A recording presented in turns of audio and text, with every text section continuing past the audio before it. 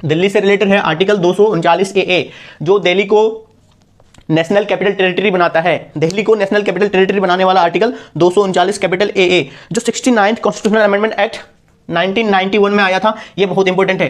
Hello everyone, स्वागत है आप सबका हमारे यूट्यूब चैनल पे। दोस्तों आज हम बात करेंगे महत्वपूर्ण आर्टिकल्स पे।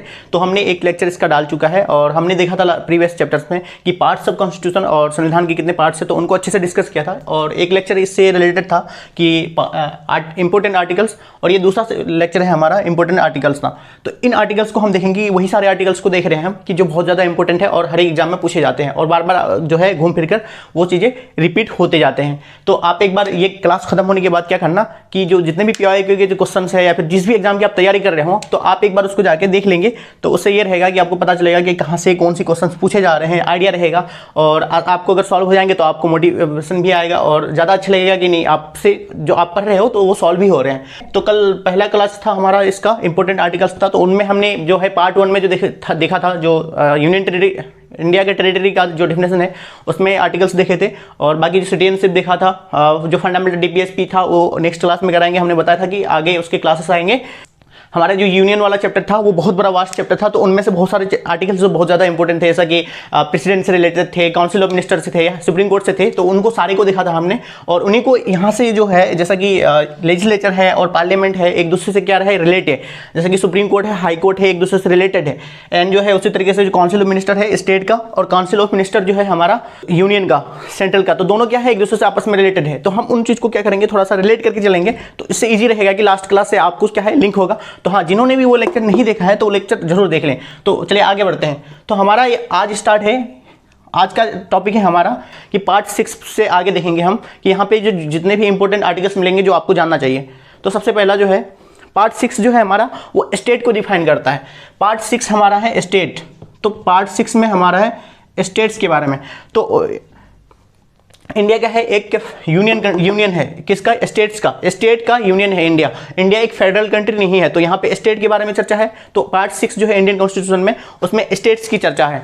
संविधान का जो पार्ट 6 है वो स्टेट्स के बारे में है। तो स्टेट में क्या होता है, स्टेट में एक जो है गवर्नर होता है, गवर्नर को अपॉइंट करके सेंटर भेजता है। तो गवर्नर से रिलेटेड जो आर्टिकल्स है तो उनको हम अच्छे से देखेंगे और ट्राई करेंगे कि यही जो पढ़ते टाइम ही चीज़ें याद हो जाए। तो एक बार नहीं, 2 बार नहीं, 3 बार 4 बार रिपीट करेंगे, और आप भी रिपीट करना साथ में, जिससे ये रहेगा कि आपका रिपीटेशन जितना ज़्यादा होगा उतना जो है आपका सबकॉन्शियस माइंड जो है उसमें चीज़ों को फीड कर लेता है। और फीड करने के बाद ये होगा कि आपको चीज़ें याद हो जाएगा। तो गवर्नर कहाँ होता है, हर एक स्टेट में एक गवर्नर होगा, इसका एक प्रावधान है। तो वो जो है गवर्नर जो है उससे रिलेटेड जो आर्टिकल्स हैं संविधान में वो देखते हैं। तो गवर्नर से रिलेटेड आर्टिकल्स हैं, जो बहुत सारे आर्टिकल्स हैं जो उनमें इंपॉर्टेंट है वही सारे देखेंगे। तो गवर्नर से रिलेटेड हमारा आर्टिकल है 153 से लेकर 162। 153 से 162 है गवर्नर से रिलेटेड। लेकिन 152 जो है हमारा जो स्टेट है, स्टेट पार्ट 6 में जो हमारा स्टेट है, तो स्टेट में एक 152 का आर्टिकल है जो जनरल डिफिनेशन, बाकी जो डिफिनेशन है चीज़ों के उसकी डिफिनेशन करता है। लेकिन उसके बाद जो गवर्नर की आर्टिकल चालू होते हैं, तो गवर्नर का जो आर्टिकल है वो है 153 से लेके 162 तक। तो इनमें जो आर्टिकल्स है बहुत ज्यादा इंपॉर्टेंट है, तो वही सब देखते हैं। तो आर्टिकल 153 जो है गवर्नर का जो होगा हर एक स्टेट में होगा। आर्टिकल 153 जो है गवर्नर होगा हर एक स्टेट में। आर्टिकल 154 जो है एग्जीक्यूटिव पावर गवर्नर का, मतलब कार्य शक्ति जो है गवर्नर का, वो उसको एग्जीक्यूटिव पावर कह रहे हैं। गवर्नर जो है एक स्टेट में होगा आर्टिकल 153। आर्टिकल 154 क्या है, एग्जीक्यूटिव पावर गवर्नर का। और आर्टिकल 155 जो है वो है अपॉइंटमेंट गवर्नर का। आर्टिकल 161 जो है वो पार्डन्स है। गवर्नर्स जो है ये सिमिलर है किसके, प्रेसिडेंट। सेंटर में कौन है, प्रेसिडेंट ऑफ इंडिया, POI लिख रहा हूं मैं इसे। प्रेसिडेंट ऑफ इंडिया क्या है सेंट्रल में, गवर्नर हमारा है similar president of India. President के जो पोस्ट के बारे में हमारा था आर्टिकल, वो आर्टिकल 52 था। लास्ट क्लास में हमने प्रेसिडेंट देखा था। प्रेसिडेंट जो है सेंटर में जो है वहाँ का जो जितनी भी एग्जीक्यूटिव फंक्शन या चीज़ें होगा वहाँ के क्या होगा, प्रेसिडेंट के नाम पे होगा। उसी तरीके से सेम जो है स्टेट में ये क्या है, मान लो कि ये कंट्री है, तो यहाँ पे क्या है, एपेक्स में बैठा हुआ प्रेसिडेंट ऑफ इंडिया। और जो छोटे छोटे स्टेट्स हैं, ये छोटे छोटे स्टेट्स हैं, ठीक है, A B C टाइप का कुछ भी स्टेट है, तो ये जो स्टेट है हर एक में क्या होगा, एक गवर्नर होगा।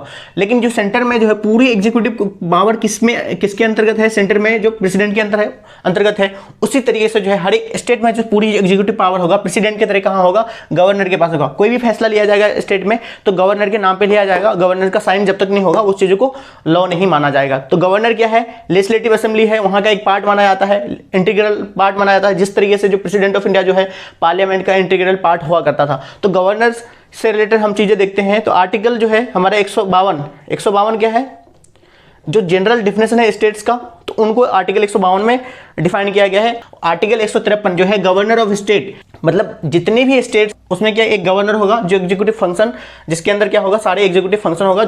Article 153 governor of state, article 153 में 154 में क्या है, एग्जीक्यूटिव पावर, गवर्नर की जितनी भी एग्जीक्यूटिव पावर है, स्टेट्स में जितनी भी एग्जीक्यूटिव पावर है वो गवर्नर्स के नाम पे काम होंगे, सारे भी एग्जीक्यूटिव जितनी भी पावर है, तो वो आर्टिकल 154 में है, जो है एग्जीक्यूटिव पावर ऑफ स्टेट किसके नाम पे, गवर्नर के नाम पे लिए जाएंगे सारे जितने भी एग्जीक्यूटिव फंक्शंस होंगे।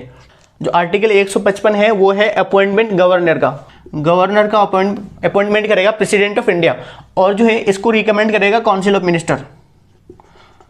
गवर्नर से रिलेटेड बहुत सारी चीज़ें हैं। ये है कि जो है यहाँ कहा जाता है कि गवर्नर जो होगा, सरकारी या कमीशन का जो रिकमेंडेशन था वहाँ पे गवर्नर से रिलेटेड बहुत बड़ा बात कहा गया था कि जो है गवर्नर जो अपॉइंट किए जाएंगे तो उस स्टेट का नहीं होना चाहिए और गवर्नर का पॉलिटिक्स से कोई लिंक नहीं होना चाहिए, उसी इंसान को गवर्नर नियुक्त किया जाएगा। लेकिन ऐसा जो है हम रियल लाइफ में जो चीज़ें को देखते हैं ऐसा नहीं होता है। तो गवर्नर को अपॉइंट कैसे किया जाता है, काउंसिल ऑफ मिनिस्टर क्या है, किसी इंसान का जो है उसका क्या भेजेगा, नेम भेजेगा प्रेसिडेंट ऑफ इंडिया को, और प्रेसिडेंट ऑफ इंडिया जो है उसको अपॉइंट करेगा किसी भी स्टेट के गवर्नर के रूप में, आर्टिकल 155 में। और वहीं पे आर्टिकल 161 में देखते हैं कि पार्डनिंग पावर, आर्टिकल 72 में प्रेसिडेंट ऑफ इंडिया जो है हमारे जो राष्ट्रपति साहब है, तो वो हर एक तरीके से जो है क्षमा याचना कर सकते थे, इंक्लूडिंग जो डेट है यानी मृत्युदंड या फिर जो मार्शल लॉ है वहाँ पे भी वो माफ़ कर सकते थे प्रेसिडेंट ऑफ इंडिया। लेकिन जो है गवर्नर के पास भी पार्डनिंग पावर है, हर एक मामले में जो माफ़ कर सकते हैं, लेकिन 2 मामले में माफ़ नहीं कर सकते। कैसे, पहला जो है डेथ सेंटेंस अगर किसी को किया गया है, फांसी की सजा हुई है, तो उसको माफ़ नहीं कर सकते हैं गवर्नर। और दूसरा है मार्शल लॉ यानी मिलिट्री में जो लॉ कंडक्ट किए जाते हैं और मिलिट्री में जो लॉ, जिस लॉ के अनुसार जो सजा दिए जाते हैं या फिर वहाँ पे चीज़ें होता है, तो मार्शल लॉ, तो गवर्नर यहाँ पे माफ़ नहीं कर सकता है मार्शल लॉ और डेथ पेनल्टी को माफ़ नहीं कर सकता। लेकिन जो है हमारा यहाँ प्रेसिडेंट ऑफ इंडिया जो इसको है माफ़ कर सकता है। प्रेसिडेंट ऑफ इंडिया से रिलेटेड जो आर्टिकल्स था वो पार्डनिंग पावर था आर्टिकल 72। तो हमने देखा था कि प्रेसिडेंट जिस तरीके से यहाँ पे जो है गवर्नर है उसी तरीके से सेंटर में हमारा प्रेसिडेंट था, तो प्रेसिडेंट का पार्डनिंग पावर था 72 में, और उसी तरीके से पार्डनिंग पावर है हमारा गवर्नर का, वो है आर्टिकल 161 में। तो नाउ आगे बढ़ते हैं। हमारा जो काउंसिल ऑफ मिनिस्टर है, किसी भी देश को, किसी भी संस्था को रूल करने के लिए वहाँ पे एक ऑर्गेनाइजेशन होता है। उसी तरीके से जो है हमारे सेंटर में एक गवर्नमेंट चुन के आती है, उसी तरीके से हमारे स्टेट में भी एक गवर्नमेंट चुन के आती है। तो वहाँ पे जो है गवर्नमेंट में एक काउंसिल ऑफ मिनिस्टर होता है। तो वही चीज़ को देखेंगे स्टेट में जो काउंसिल ऑफ मिनिस्टर है, तो वो तो आर्टिकल 163 जो कहता है कि हर एक स्टेट में जिसमें लेजिस्लेटिव असेंबली है उसमें एक काउंसिल ऑफ मिनिस्टर होगा, क्योंकि स्टेट में क्या है, गवर्नर है, गवर्नर अकेला फंक्शन नहीं कर सकता। गवर्नर जो होगा वो अकेला फंक्शन नहीं करेगा। गवर्नर को एड एंड एडवाइस के लिए क्या होता है, council of minister. Council of minister जो है मंत्रिपरिषद, वो क्या करेगा, अपने एड एंड एडवाइस देगा गवर्नर को, और गवर्नर उसी हिसाब से फंक्शन करेगा। गवर्नर अकेला किसी भी चीज़ का, जैसा कि वहाँ पे प्रेसिडेंट हमारा सेंट्रल में अपना पावर को एक्सरसाइज नहीं कर सकता था, उसी तरीके से वहाँ सेंट्रल काउंसिल ऑफ मिनिस्टर होता था। इसी तरीके से स्टेट में हमारा स्टेट काउंसिल ऑफ मिनिस्टर होगा, किसको, गवर्नर को एड एंड एडवाइस देने के लिए। तो आर्टिकल कितना में है, 163 में है हमारा स्टेट काउंसिल ऑफ मिनिस्टर। और वहीं पे हमारा क्या था, 74 आर्टिकल, और हमने लास्ट क्लास में देखा था कि आर्टिकल 74 में जो था वो council of minister, central council of minister था, जो प्रेसिडेंट को एड एंड एडवाइस के लिए था। और आर्टिकल 75 किस क्या था कि जो है जो पीएम या फिर अदर जो मिनिस्टर्स हैं उनके वो डिफाइन करता था आर्टिकल 75, और 74 था जो काउंसिल ऑफ मिनिस्टर जो है एड एंड एडवाइस के लिए, किसके लिए है, गवर्नर के लिए। तो यहाँ पे आर्टिकल 163 और 164, तो 163 है काउंसिल ऑफ मिनिस्टर क्या करेगा, एड एंड एडवाइस करेगा गवर्नर को, और आर्टिकल 164 जो क्या करेगा यहाँ पे सीएम का पोस्ट या फिर अदर मिनिस्टर्स एक्चुअली जो है संविधान में हमारे प्राइम मिनिस्टर और जो है सीएम, इन लोगों का जो है डायरेक्ट जो है डेफिनेशन मेंशन नहीं है, लेकिन यहाँ पे ये है कि काउंसिल ऑफ मिनिस्टर जो होगा हेडेड बाय प्राइम मिनिस्टर, या फिर council of minister headed by CM, chief minister. State में चीफ मिनिस्टर और सेंट्रल में प्राइम मिनिस्टर। तो council of minister is headed by CM, किसके द्वारा हेड किया जाता है? सीएम के द्वारा। तो सीएम या फिर अदर मिनिस्टर, जितने भी मिनिस्टर हैं, तो आर्टिकल 165(4) में, लेकिन सेंट्रल में ये जो आर्टिकल्स था, सेंट्रल के रेस्पेक्ट में एक बात देख लेते हैं कि सेंट्रल के रेस्पेक्ट में आर्टिकल, ये वाला आर्टिकल था आर्टिकल 74 और आर्टिकल 75 था हमारा। किस लिए था ये यूनियन में था, यूनियन काउंसिल ऑफ मिनिस्टर के लेटर, ये पैरेलल हमारे आर्टिकल्स हैं। तो आर्टिकल 74 सिमिलर किसके है? आर्टिकल 163 के। आर्टिकल 75 किसके सिमिलर है? आर्टिकल 164 के। तो आर्टिकल 75 में क्या है कि पीएम और जो बाकी मिनिस्टर हैं उनके बारे में, उसी तरीके से आर्टिकल जो है 164 जो है सीएम और बाकी जो अदर मिनिस्टर है स्टेट में उनके बारे में है। तो हमने देखा कि काउंसिल ऑफ मिनिस्टर में दो आर्टिकल बहुत इंपॉर्टेंट है, 163 स्टेट काउंसिल ऑफ मिनिस्टर जो एड एंड एडवाइस करेगा किसको? गवर्नर को, और आर्टिकल 164 जो है सीएम और बाकी जो अदर मिनिस्टर है उनके बारे में डिफाइन करता है आर्टिकल 164। तो आगे बढ़ते हैं कि नेक्स्ट टॉपिक है हमारा लेजिस्लेचर, यानी जो विधि बनाने, यानी जो है लॉ बनाने वाली जो बॉडी है उसको लेजिस्लेचर बोलते हैं। तो लेजिस्लेचर से रिलेटेड जो भी आर्टिकल्स हैं तो उनको देखते हैं। तो लेजिस्लेचर का सबसे पहला जो है देख लेते हैं कि लेजिस्लेचर जो है स्टेट में जो कैसे वर्क करती है या फिर उसमें कौन से ऑर्गन है। तो हमने देखा था कि पार्लियामेंट, जब हम पढ़े थे, जब हमने पार्लियामेंट पढ़ा था तो हमने देखा था कि पार्लियामेंट क्या है? 3 चीज़ों से मिलकर बना हुआ था। पार्लियामेंट 3 चीज़ों से मिलकर बना हुआ था। हमारा पार्लियामेंट था, पार्लियामेंट 3 चीज़ों से मिलकर बना था, एक प्रेसिडेंट ऑफ इंडिया और एक है लोकसभा और राज्यसभा। ये यूनियन का बात है पार्लियामेंट, स्टेट में लेजिस्लेचर यानी स्टेट लेजिस्लेचर। तो स्टेट में क्या है? एग्जीक्यूटिव फंक्शन के हेड, एग्जीक्यूटिव फंक्शन को हेड करने के लिए कौन है? गवर्नर। तो गवर्नर सिमिलर किसके है? प्रेसिडेंट के। तो ये प्रेसिडेंट और गवर्नर क्या है? एक दूसरे के सिमिलर है। ये सेंट्रल में काम कर रहा है और ये स्टेट में काम कर रहा है। तो गवर्नर भी क्या होगा? लेजिस्लेचर का एक इंटीग्रल पार्ट होगा। Governor is integral part of state legislature. तो ये एक पॉइंट क्लियर हो गया, governor is integral part of state legislature. और स्टेट में क्या होगा? लेजिस्लेटिव असेंबली होगा। वहाँ का जो लॉ बनाने वाली हाउस होगा स्टेट लेजिस्लेटिव असेंबली, एक लेजिस्लेटिव असेंबली होगा और लेजिस्लेटिव काउंसिल होगा। ये संविधान में प्रोविजन है कि कोई स्टेट अपना डिस्क्रिप्शन पे चाहेगा तो लेजिस्लेटिव काउंसिल रख सकता है या फिर नहीं रख सकता है। ये जो है स्टेट लेजिस्लेटिव असेंबली, ये लोकसभा के जैसा पैरेलल है, लोकसभा के जैसा काम करता है, और जो है लेजिस्लेटिव काउंसिल जो है ये राज्यसभा के जैसा काम करता है। लेकिन वर्ड को ध्यान रखना है कि लेकिन क्या है कि लेजिस्लेटिव काउंसिल जो है राज्यसभा की तरह काम करता है, लेकिन क्या है कि राज्यसभा हमारा परमानेंट हाउस है, लेकिन जो है लेजिस्लेटिव काउंसिल जो है विधान परिषद, लेजिस्लेटिव काउंसिल, ये परमानेंट हाउस नहीं है। ये जब चाहे स्टेट जो है अपना स्वेच्छा के अनुसार इसको बना भी सकती है और डिसॉल्व भी कर सकती है। पार्लियामेंट इसको बस अप्रूव कर देगा। तो लेजिस्लेटिव काउंसिल क्या है? परमानेंट नहीं है, ये टेम्परेरी है, जब चाहेगा उसको बना सकता है या फिर हटा सकता है। तो हमारे देश में 6 स्टेट है जहाँ पे लेजिस्लेटिव काउंसिल है। तो हमने इसको शॉर्ट ट्रिक में देख लिया है कि इसको लिख दिया है तू भी मजा कर। तो मतलब लेजिस्लेटिव काउंसिल यानी विधान परिषद जहाँ जहाँ है हमारे देश में 6 स्टेट में है। तो सबसे पहले तेलंगाना है, तेलंगाना में है तेलंगाना, यूपी, बिहार, महाराष्ट्र, आंध्र प्रदेश और कर्नाटका। तो जो है इन 6 स्टेट में जो हमारा लेजिस्लेटिव काउंसिल है। तो यहाँ पे ये क्लियर हो गया कि हमारा जो लेजिस्लेचर है किन चीज़ों से मिलकर बना हुआ है? 3 चीज़ों से मिलकर बना हुआ है, सेम पार्लियामेंट के तरह से। तो लेजिस्लेचर 3 चीज़ से मिलकर बना हुआ है। एक है हमारा गवर्नर, एक है लेजिस्लेटिव असेंबली और लेजिस्लेटिव काउंसिल, जहाँ पे लेजिस्लेटिव काउंसिल मौजूद है। अगर नहीं है तो बाकी 2 ही चीज़ें। तो इनसे रिलेटेड जो आर्टिकल्स है उनको एक बार देख लेते हैं। आर्टिकल 168 ये डिस्क्राइब करता है कि जो है स्टेट में एक लेजिस्लेचर होगा, जिस तरीके से सेंट्रल में पार्लियामेंट है। वहाँ पे हम 3 आर्टिकल देखते थे। हमने देखा था कि वहाँ पे सरल या फिर सरला जो है पार्लियामेंट था यानी संसद, आर्टिकल 79, 80, 81, और ये लोकसभा, ये राज्यसभा, सॉरी पहले राज्यसभा फिर लोकसभा। तो हमने देखा था कि 79, 80, 81 जो है था हमारा, ये क्या था, यूनियन से रिलेटेड था।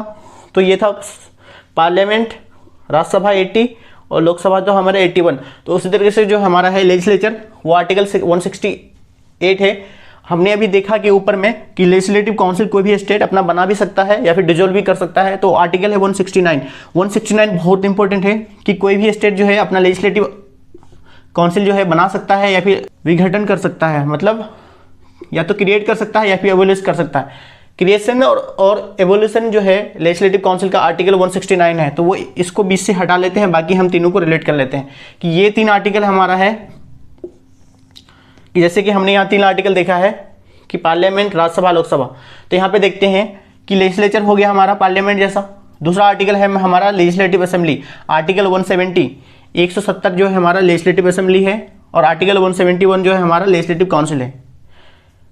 तो यहाँ पे ये चीज़ देखेंगे कि पहला हमारा यहाँ पे ये जो है कैसे राज्यसभा के जैसा सिमिलर है और ये लोकसभा के जैसा सिमिलर है। तो जो है लेजिस्लेटिव काउंसिल जो है ये टेम्परेरी हाउस है, तो इसकी उतने महत्व नहीं है, इसलिए इसको ये समझेंगे कि 171 में है लेजिस्लेटिव काउंसिल और पहले लिख दिया है लेजिस्लेटिव असेंबली। पहले जो था संसद में हमारे जो है पहले जो था हमारा सेंट्रल में, तो वहाँ पे राज्यसभा लिखा गया था, फिर वहाँ पे लोकसभा। लेकिन यहाँ पे क्या है कि पहले लेजिस्लेटिव असेंबली के बारे में बात है और बाद में है लेजिस्लेटिव काउंसिल के बारे में। तो लेजिस्लेटिव असेंबली कितना 170 और लेजिस्लेटिव काउंसिल जो है हमारा 171। तो अभी एक बार रिकॉल कर लेते हैं कि आर्टिकल 168 जो है लेजिस्लेचर के बारे में बात करता है। लेजिस्लेचर में 3 चीज़ें होगा, एक गवर्नर होगा, फिर लेजिस्लेटिव असेंबली होगा, देन लेजिस्लेटिव काउंसिल होगा।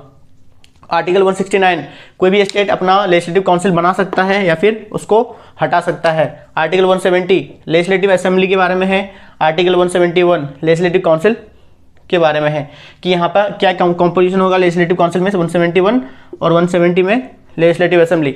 तो यहाँ का जो हमारे जो डाउट रहता है कि ये भाई ये लोकसभा हमारा वहाँ पे था कि आर्टिकल 181 था और ये 80 था, तो इन दोनों को ऊपर नीचा कर दिया है, तो बस वही चीज़ें देख लेंगे एक बार। अब आगे बढ़ते हैं, हमारा जो हाई कोर्ट है, तो हाई कोर्ट से रिलेटेड जो 2-4 आर्टिकल है काफ़ी इंपॉर्टेंट है, उनको देख लेते हैं। हमारे देश में क्या है, एक इंटीग्रल जुडिशरी है।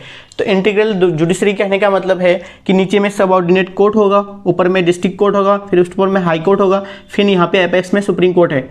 तो यहाँ पे जो हाई कोर्ट है, हाई कोर्ट कहाँ पे होगा, हर एक स्टेट में होगा। तो उसका जो हाई कोर्ट का जो प्रोविजन है या फिर जो आर्टिकल्स है, तो हम उसको देख लेते हैं कि आर्टिकल 214 जो बताता है कि हाई कोर्ट होगा हर एक स्टेट में, और आर्टिकल 215 यही बताता है कि हाई कोर्ट जितने भी जो जुरिस्डिक्शन दे चुके हैं या फिर अपना जो भी जो है फैसला दे चुके हैं, वो क्या होगा, हाई कोर्ट का court of record. Court of record का मतलब ये है कि उसने जो पहला फैसला दे दिया है, तो नेक्स्ट टाइम से उस जो भी फैसला या फिर जो भी मामला आएगा, तो जो पहले सुना चुका है उसको रेफरेंस के रूप में यूज़ कर सकता है, मतलब कोर्ट ऑफ रिकॉर्ड। तो आर्टिकल 215 में हाई कोर्ट क्या है, कोर्ट ऑफ रिकॉर्ड है। सुप्रीम कोर्ट एक कोर्ट ऑफ रिकॉर्ड है आर्टिकल 129 में। आर्टिकल 129 में क्या है, सुप्रीम कोर्ट एक कोर्ट ऑफ रिकॉर्ड है। आर्टिकल 215 में एक क्या है, हाई कोर्ट एक कोर्ट ऑफ रिकॉर्ड है। तो हाई कोर्ट का जो है स्टेट में एक हाई कोर्ट होगा, आर्टिकल 214, और आर्टिकल 216 में ये कहता है कि जो है constitution of high court, high court का जो कॉन्स्टिट्यूशन होगा वो होगा। आर्टिकल 216 में जो है प्रेसिडेंट ऑफ इंडिया को ये पावर है कि वो हाई कोर्ट के जजेस को किसी भी नंबर तक जैसा रिक्वायरमेंट होगा उसको बढ़ा सकते हैं। आर्टिकल 231 ये कहता है कि जो है कॉमन हाई कोर्ट होगा। कॉमन हाई कोर्ट का मतलब ये है कि हर एक स्टेट में एक हाई कोर्ट हो, ये ज़रूरी नहीं है कि बहुत सारे मामले में ऐसा भी हो सकता है कि वहाँ पे एक कॉमन हाई कोर्ट हो। मीन्स कि 2 या 2 से ज़्यादा स्टेट के लिए या फिर यूटीज़ को मिला करके एक हाई कोर्ट बनाया जाएगा। आर्टिकल 231 के अकॉर्डिंग जो है कॉमन हाई कोर्ट होगा। कॉमन हाई कोर्ट का मतलब है ये है कि जो है एक ही हाई कोर्ट एक से ज़्यादा स्टेट का जुरिस्डिक्शन देखेगा और इसी हिसाब से वर्क करेगा। तो हमने यहाँ देखा लेजिस्लेचर का जो आर्टिकल है, आर्टिकल 168 में क्या है, लेजिस्लेचर जो है पार्लियामेंट, हमने देखा था लास्ट क्लास में पार्लियामेंट के समय कितने में था, आर्टिकल 79। उसी तरीके से जो है यहाँ पे क्रिएशन और एवोल्यूशन ऑफ लेजिस्लेटिव काउंसिल किसमें कितना, आर्टिकल 169। आर्टिकल 70 में है लेजिस्लेटिव असेंबली। यूनियन में हमने देखा था लोकसभा जो आर्टिकल 81 में था। आर्टिकल 171 जो लेजिस्लेटिव काउंसिल का जो कंपोजिशन है वो बताएगा, लेकिन लेजिस्लेटिव काउंसिल क्या है, हमारा टेम्पररी हाउस है, इसलिए इसको बाद में लिखा गया, हमने ऐसे इसको करके देखा है। और ये जो है किसके सिमिलर है, राज्यसभा के, और राज्यसभा हमारा आर्टिकल 80 में है। और जो हाई कोर्ट के बारे में, हाई कोर्ट क्या है, हाई कोर्ट का इस्टेब्लिशमेंट है आर्टिकल 214 के अकॉर्डिंग जो स्टेट्स में होगा। और 215 जो high court as a court of record, article 215 high court as a court of record, और वहीं पे सुप्रीम कोर्ट को अगर कोर्ट ऑफ रिकॉर्ड अगर देखा जाएगा आर्टिकल 129 में देखा जाएगा। और जो है आर्टिकल 216 के अकॉर्डिंग कि प्रेसिडेंट ऑफ इंडिया को लगेगा कि यहाँ पे जजेज की संख्या कम है, हाई कोर्ट में अगर नीडेड है तो किसी भी नंबर तक वो जब रिक्वायरमेंट होगा तो उसको बढ़ा सकता है और उसको अपॉइंट कर सकता है आर्टिकल 216 के अनुसार। आर्टिकल 231 के अनुसार जो है कॉमन हाई कोर्ट होगा। तो आगे बढ़ते हैं कि अब हमारा है कि नेक्स्ट है पार्ट 8। तो इससे पहले आप सोच रहे होंगे कि पार्ट 7 हमने क्यों छोड़ दिया। तो दोस्तों जो पार्ट 7 था वो क्या था, state in list B of schedule 1। Schedule 1 की जो लिस्ट बी में था तो उसको हमने क्या कर दिया था, तो वो था जो पार्ट 7 में। लेकिन पार्ट शेड्यूल को जो है शेड्यूल पार्ट 7 शेड्यूल जो है उसको क्या कर दिया गया, ओमिटेड कर दिया, मतलब हटा दिया गया है पार्ट 7 को। तो हम उसे डिस्कस नहीं करेंगे। और अकेला आर्टिकल था आर्टिकल 238, तो उतना इंपॉर्टेंट नहीं था। ये पार्ट जो 8 जो है हमारा पार्ट 8, इसको देख लेते हैं जो यूटी से रिलेटेड है, जो यूटी की बात करता था। तो हमने जब पार्ट पढ़ रहे थे, पार्ट्स ऑफ कॉन्स्टिट्यूशन, 4 चीज़ों को साथ में पढ़ रहे थे। पहला था पार्ट 5 में यूनियन, फिर 6 में था स्टेट, फिर 7 में था state in part B of schedule 1, and जो है पार्ट 8 जिसमें यूटी था। तो यूटी में जो आर्टिकल्स है जो काफ़ी इंपॉर्टेंट है वो उनको देख लेते हैं कि जो है आर्टिकल 239 ए बी, 39 ए और ये 241, ये काफ़ी इंपॉर्टेंट आर्टिकल है। तो है 239 में है एडमिनिस्ट्रेशन ऑफ यूटी, जो यूनियन टेरिटरी है उसका जो एडमिनिस्ट्रेशन कैसे होगा, तो आर्टिकल जो है 239 में है। और जो 239 ए जो है आर्टिकल्स बताता है कि यूटी का जो लेजिस्लेचर होगा या फिर वहाँ को यूटी को कैसे लेजिस्लेट किया जाएगा, आर्टिकल 239 ए बताता है। या फिर कहीं पे अगर वहाँ पे स्टेट लेजिस्लेटिव असेंबली है तो वहाँ पे काउंसिल कैसा होगा, काउंसिल ऑफ मिनिस्टर। तो काउंसिल ऑफ मिनिस्टर या फिर वहाँ का जो लेजिस्लेचर है, कानून कैसे बनेगा, चीज़ें कैसा होगा, कहाँ पे, पार्ट 8 में जो यूटी है यूनियन टेरिटरी, वहाँ पे लेजिस्लेचर कैसा होगा, या फिर वहाँ पे जो रेगुलेट किया जाएगा चीज़ों को, तो आर्टिकल 239 ए में किया जाएगा। और article 239 A, article 239 capital A 2A है यहाँ पे, ठीक, ध्यान रखेंगे, ये बहुत ही इंपॉर्टेंट है, जो है दिल्ली से रिलेटेड है, दिल्ली से रिलेटेड है। आर्टिकल 239 ए जो दिल्ली को नेशनल कैपिटल टेरिटरी बनाता है, दिल्ली को नेशनल कैपिटल टेरिटरी बनाने वाला आर्टिकल 239 कैपिटल ए जो 69th कॉन्स्टिट्यूशनल अमेंडमेंट एक्ट 1991 में आया था, ये बहुत इंपॉर्टेंट है। दिल्ली को यूटी बनाता है कौन सा अमेंडमेंट, 69th अमेंडमेंट एक्ट 1991, और आर्टिकल कौन सा है, 239 ए। तो यही आर्टिकल प्रावधान करता है कि जो बाकी जो लेजिस्लेचर है स्टेट में, तो उसमें क्या होगा कि जो है काउंसिल ऑफ मिनिस्टर होगा। काउंसिल ऑफ मिनिस्टर कितना होता है, इंक्लूडिंग पीएम या फिर सीएम के अलावा 15% होता है किसका, जहाँ पे जितना सीट होता है। लेकिन दिल्ली में जो होगा वो 10% होगा, 10% सीट का जो होगा वो काउंसिल ऑफ मिनिस्टर होगा। तो ये चीज़ ध्यान रखने वाली है कि आपको कहीं पे मिलेगा तो इसको यहाँ पे आप चीज़ों को लिंक कर पाएंगे। तो आगे बढ़ते हैं। तो हमने क्या देखा अभी कि आर्टिकल 239 ए दिल्ली से रिलेटेड, जो दिल्ली को क्या बना रहा है, नेशनल कैपिटल टेरिटरी। और जो आर्टिकल 241 जो है वो बता रहा है कि जो यूटी है यूनियन टेरिटरी, तो उसमें एक हाई कोर्ट होगा, हाई कोर्ट हो सकता है। तो सारे जो यूनियन टेरिटरी है उसमें हाई कोर्ट नहीं है, लेकिन दिल्ली जो है यूनियन टेरिटरी ऐसा यूनियन टेरिटरी है जिसमें एक हाई कोर्ट है। दिल्ली हाई कोर्ट आप बहुत प्रचलित है, तो आप सुनते होंगे कि दिल्ली में एक हाई कोर्ट है। दिल्ली क्या है, एक यूनियन टेरिटरी है। और दिल्ली के लिए आर्टिकल 239 कैपिटल ए और कौन सा amendment act, 69th amendment act, जो दिल्ली को नेशनल कैपिटल टेरिटरी घोषित करता है, 1991 में आया। तो हमने ये पार्ट 8 में देखा जो यूटी से रिलेटेड था आर्टिकल्स, बहुत इंपॉर्टेंट आर्टिकल्स था ये। तो आगे बढ़ते हैं जो हमने प्रीवियस क्लासेस में जो देखा था, जो पार्ट्स जो पढ़ रहे थे, तो वहाँ पे हमने बोला था कि पार्ट्स 9 है जो, उसको तीन जो पार्ट है उसको, तो उन तीनों को साथ में पढ़ेंगे। तो पार्ट 9, 9A, 9B हमने क्योंकि वहाँ से इतनी अच्छे से पढ़ा चुका है, तो यहाँ पे ज़्यादा चीज़ें नहीं बताएंगे, थोड़ा सो ब्रीफली जो है रिकॉल करके आगे बढ़ते हैं। तो पार्ट 9 में था हमारा PRI, पंचायती राज इंस्टीट्यूशन, PRI, जो आर्टिकल 243 से लेकर के 243O में था। वहीं पे था पार्ट 9A में था क्या था, अर्बन लोकल बॉडी या फिर म्यूनसिपालिटी, आप जिसको कह रहे हो अर्बन लोकल बॉडी या फिर म्यूनसिपालिटी।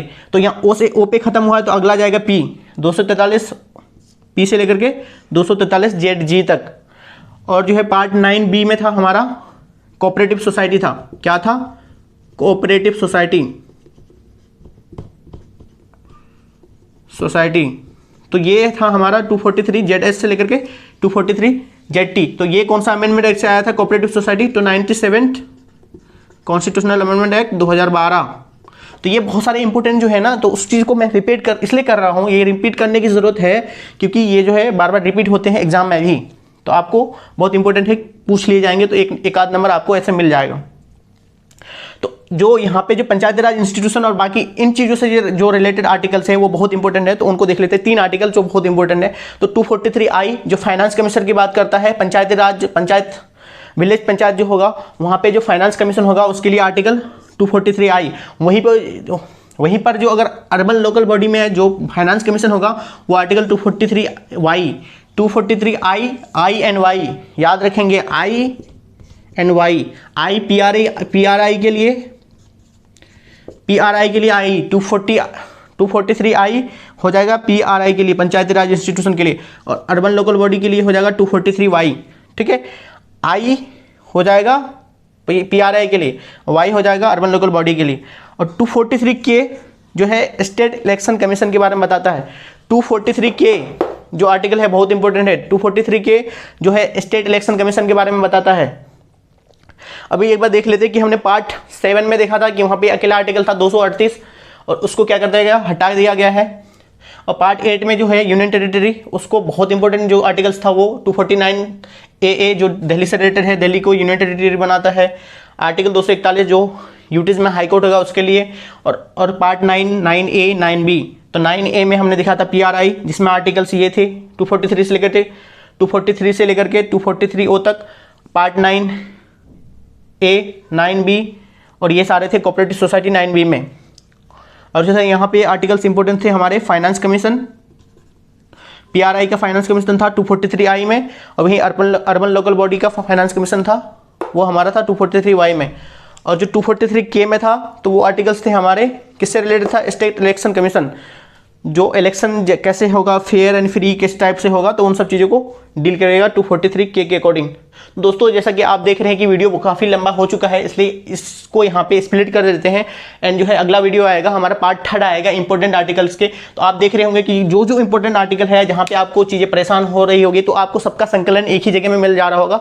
तो हम अपनी क्लास को यहीं तक समाप्त करते हैं। अगला चैप्टर हमारा जो आएगा पार्ट 3 का आएगा, उसमें हम सारे जो लेक्चर जो एक दूसरे से लिंक है, एक दूसरे का जो है डिस्क्रिप्शन में लिंक डाल देंगे, तो आप उसको अच्छे से देख लेंगे। तो यहीं पर क्लास समाप्त करते हैं। तो आपने अगर यहाँ तक देख लिया है तो चैनल को लाइक करें, कमेंट करें और सब्सक्राइब जरूर करें और दोस्तों तक शेयर करें।